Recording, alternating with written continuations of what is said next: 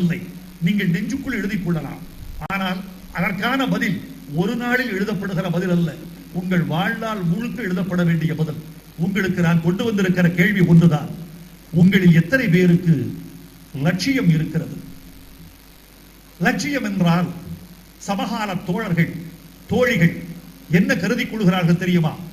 நான் டாக்டர் ஆவது என் லட்சியம், பொறியியல் வல்லுநராவது லட்சியம், வழக்கறிஞராவது லட்சியம் என்று சொல்லுகிறார்கள். இவைகள் லட்சியங்களா? இல்லை.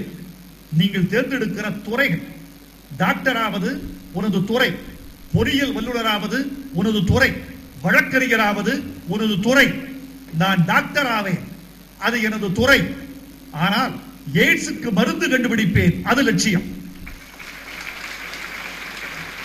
நான் பொறியியல் வல்லுநர் ஆவேன், அது எனது துறை.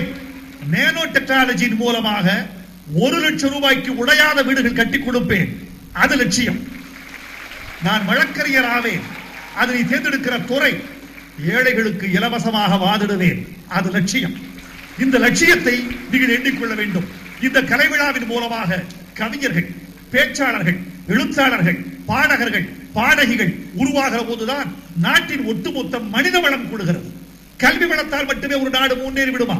கல்வி என்பது எழுத்துக்களின் அறிமுகம் தானே. கல்வி என்பது பாடத்திட்டத்தின் திருவிழா மட்டும்தானே.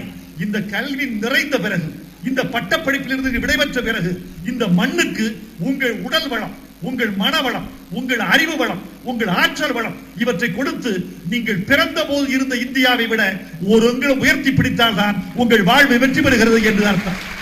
எனக்கு உங்கள் மீது நம்பிக்கை இருக்கிறது. கடந்த நூற்றாண்டில் நம்மை பற்றி கேலி பேசியவர்கள் எல்லாம் நம்மை பார்த்து பிரமித்து பார்த்துக் கொண்டிருக்கிறார்கள். அமெரிக்கா இந்த உலகத்தை கட்டி காக்கிற வல்லரசு என்று கருதி கொண்டிருக்கிறது. உங்களுக்கு ஒரு நல்ல செய்தி கொண்டு வந்திருக்கிறேன் தோழர்களே. 2050-60களில் இந்த பூமி பாகத்தின் மீது 2 வல்லரசுகள் மட்டும்தான் இருக்க முடியும். அந்த வல்லரசு அமெரிக்காவில் இல்லை, ஆஸ்திரேலியாவில் இல்லை, ஐரோப்பாவில் இல்லை, ஆப்பிரிக்காவில் இல்லை. 2 வல்லரசுகளும் ஆசியாவில் இருக்கின்றன. ஒரு வல்லரசு சீனா, இன்னொரு வல்லரசு இந்தியா. இந்தியா இந்தியா இந்த புதிய உலகத்தை மாற்றுவதற்கு இந்த கூட்டத்தில் ஒருவன் உருவாக வேண்டும். உருவாவான் என்ற நம்பிக்கை எனக்கு இருக்கிறது.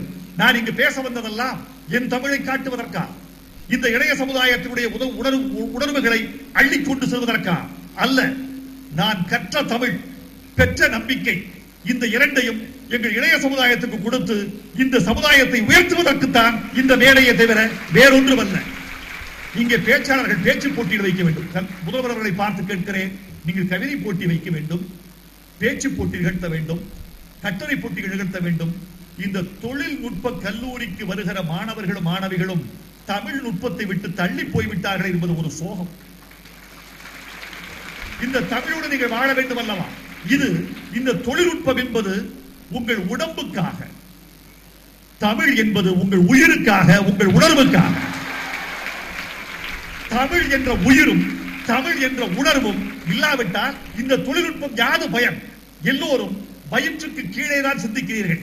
வயிற்றுக்கு மேலே இதயம் இருக்கிறதே, அதை சிந்திக்க வேண்டாமா? மூளையை சிந்திக்க வேண்டாமா? வயிறு என்ற பள்ளத்தை நிரப்புவதற்கு மட்டும்தானா கல்வி? இல்லை, இதயத்தை நிரப்புவது கல்வி, மூளையை வளர்ப்பது கல்வி, அன்பை பரப்புவது கல்வி, பண்பாட்டை பரப்புவது கல்வி, இந்த நாட்டுக்கு புதிய மனித வளங்களை உருவாக்கி கொடுப்பது கல்வி. அதை நோக்கித்தான் இந்த சமுதாயத்தை முன்னேற்ற வேண்டும். பழைய பேச்சாளர்களுடைய பேச்சுகளை, கவிதைகளை இந்த மன்றத்தில் வாசித்து காட்டுங்கள். இங்கே சில கவிஞர்கள் உருவாகட்டும், பேச்சாளர் உருவாகட்டும். இங்கு சில அறிஞர் அண்ணாக்கள், இங்கு சில கவியரசர் கண்ணதாசன்கள், இங்கு சில கலைஞர்கள் உருவாக வேண்டும் என்று ஆசைப்படுகிறேன். ஒரு சம்பவத்தை சொல்லுகிறேன். சொலல் வல்லன் சோர்விலன் அஞ்சான், அவன் இகழ்வல்லன் யாருக்கும் அரிது. சொல் தெரிந்து விட்டால் அவன் மொழியோடு மட்டுமல்ல வாழ்வோடு வெற்றி பெறுவான். பேச தெரிந்தவன். பேசுவது என்பது ஒரு பெரிய கலை, மேடையில் அல்ல, உரையாடலே ஒரு கலை. உரையாடுகிற போது எத்தனை பேர் கண்களை பார்த்து பேசுகிறார்கள்? கண்களை பார்த்து பேசாதவனை நம்ப முடியாது. கண்களை பார்த்து பேசுகிறவன் இதயத்திலிருந்து பேசுகிறான், குனிந்து பேசுகிறவன் நாவிலிருந்து பேசுகிறான். கண்களை பார்த்து பேச வேண்டும். கண்களை பார்த்து காதலர்கள் மட்டும்தான் பேச முடியும் என்று தப்பாக கருதாதீர்கள். ஆணும் ஆணும் கூட கண்களை பார்த்து பேச முடியும், பெண்ணும் பெண்ணும் கூட கண்களை பார்த்து பேச முடியும். இந்த கண்களை பார்த்து பேசுகிறாயா? இது உரையாடல். உரையாடலின் அடுத்தது, நீங்கள் எதிராளியின் குரலை உங்கள் இதயத்தில் இறக்கி கொண்டிருக்கிறாயா இல்லையா? இரண்டாவது செய்தி. மூன்றாவது செய்தி, உரையாடலில் முக்கியமான செய்தி, எதிராளி பேசுகிற முற்றுப்புள்ளியில் தான் நீ உன் வார்த்தை தொடங்க வேண்டும். அவன் வார்த்தைக்குள் ஊடுருக்க கூடாது. ஒரு சின்ன உரையாடலில் கூட இவ்வளவு இலக்கணம் இருக்கிறது. இந்த இலக்கணம் தெரிந்தவன் வாழ்க்கை வெற்றி பெறுகிறான். பேரறிஞர் அண்ணா டெல்லிக்கு போயிருந்தார், முதலமைச்சராக இருக்கிற போது போயிருந்தார். அங்கே டெல்லியில் ஒரு கேள்வி கேட்கப்பட்டது. இந்திய எதிர்ப்பு போராட்டம் முடிந்து அண்ணா ஆட்சிக்கு வந்த காலம், நாடு முழுக்க இந்திய எதிர்ப்புக்கு பிறகு தமிழ் மேலே வந்து கொண்டிருந்த காலம்.